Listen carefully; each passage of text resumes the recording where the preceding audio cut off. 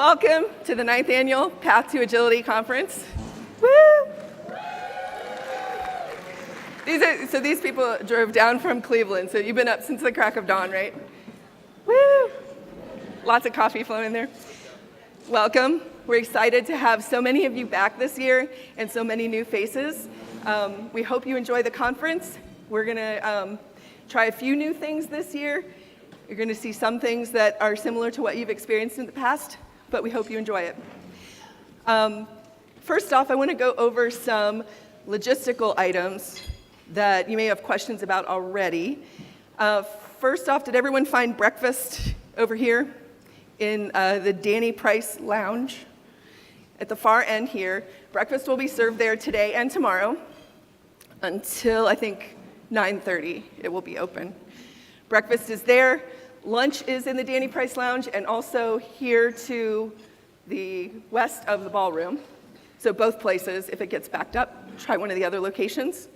If you requested a gluten-free or vegan meal, just see an attendant at one of the lunch stations, and they can help you get that. Snacks in the afternoon will be back over here in Danny Price. So good? Everybody cool with that? Coffee, beverages will be out all day long. That never goes away.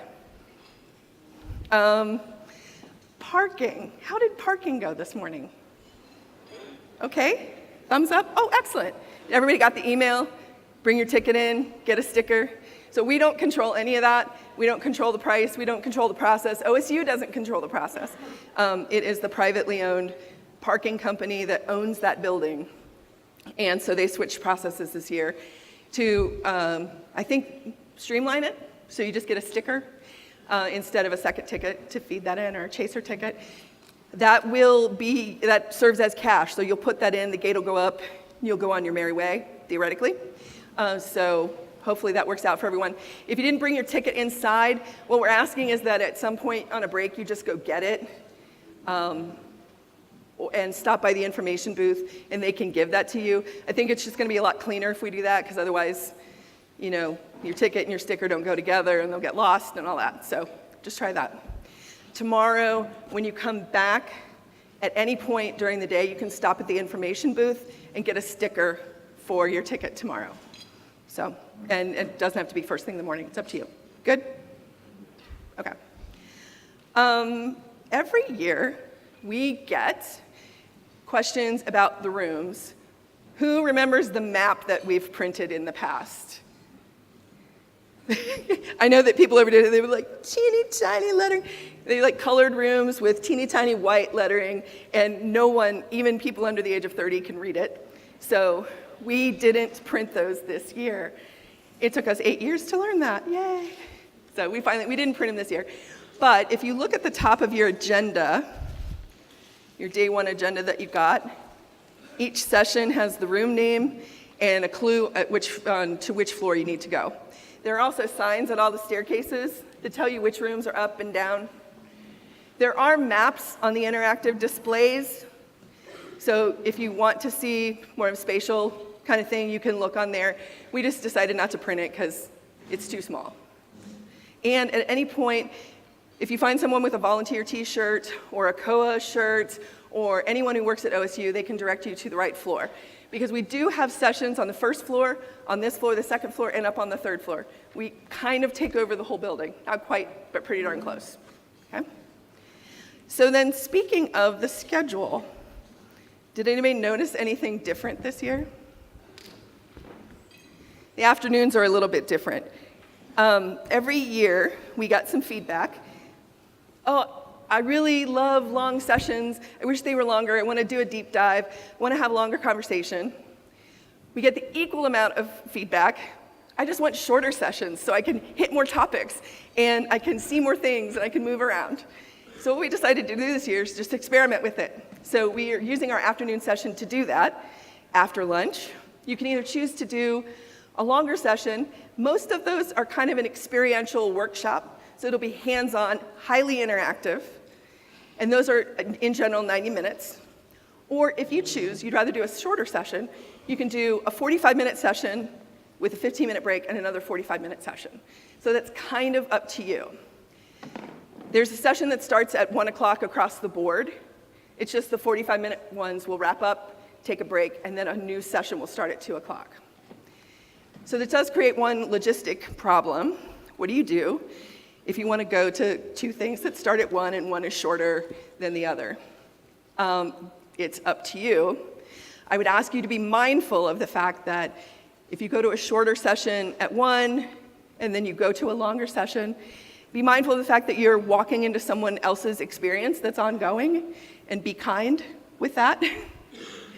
And then also be aware that you're going to have missed some of the opening context. So it's still up to you if you choose to do that. Just kind of be aware of all that stuff going on. Same thing if you go to a longer session and then jump over to the 2 o'clock shorter session. Either way, we would like to get your feedback about it. Let us know, did this work for you? Did you like having the option? Did you like doing different things? And where is a good place to stop, reflect, gather some data, and inspect and adapt? When's a good time to do that? At the end, at the happy hour, that we also call the retrospective. So our after the path happy hour. I like where your head's at 8:30 in the morning. That's good. Our happy hour after the path. This year we're moving to a different location, Trism, which is on High Street still, but it's 1 block south. So instead of directly across the street, we're going to go 1 block south. We'll all move en masse. It's not supposed to be raining tomorrow, so that'll be good. But it's just a different venue we wanted to try out. If you haven't been there, it's a restaurant, bar, performance space, yoga studio. It's just a different place, and we want to try it and see how that works. Again, provide feedback about that, but you'll get a chance to kind of retro on the conference itself while you're enjoying tasty food and beverages and potentially winning some door prizes. Did everybody grab a speaker bingo card? The smaller card downstairs, I see some over here. If you're so inclined, visit every one of the sponsors.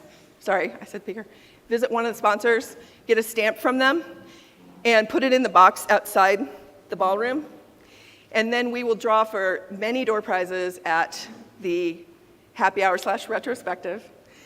We've got some Apple TVs, some AirPods, a 3D printer. I didn't do the shopping this year, so I don't know all the things, but I think we've got about 15 or 20 door prizes. And then the various sponsors, many of them have their own prizes that they're giving away, and we'll give them away there. But for ours, at least, you need to be present to win. So yet another motivation to attend the party. Anybody tweeting yet? Instagram? Hashtag Path18. Put both of those things out there. And one other opportunity, it just scrolled through. We do have a Survey Monkey out there to gather feedback on our speakers. So specifically speakers, it's basically a Net Promoter Score. So it's a very short feedback form. Drop-down list, you choose the session you went to, 1 through 10. Would you recommend that speaker, that presenter to another person? And then there's an opportunity to put more feedback, to write out feedback if you want. So, are we good? Is that all that makes sense? Any other questions logistically? There is some construction downstairs that we weren't anticipating. I don't know how long it's going to last, and I don't think it will impede anything. It's closed off the restrooms that are down on the first floor on this side, but there are other restrooms around. If that becomes a problem in the downstairs rooms, let one of us know. They're not really making a whole lot of noise, but if they do later on, let us know and we'll get it taken care of. Anything else? Mother's room is on the second floor at the top of the steps on the opposite side. And there are 2 meditation rooms and 2 ablution rooms up on the 3rd floor in the interfaith prayer and reflection room. So if someone needs those rooms for quiet time, later on they're up on the 3rd floor.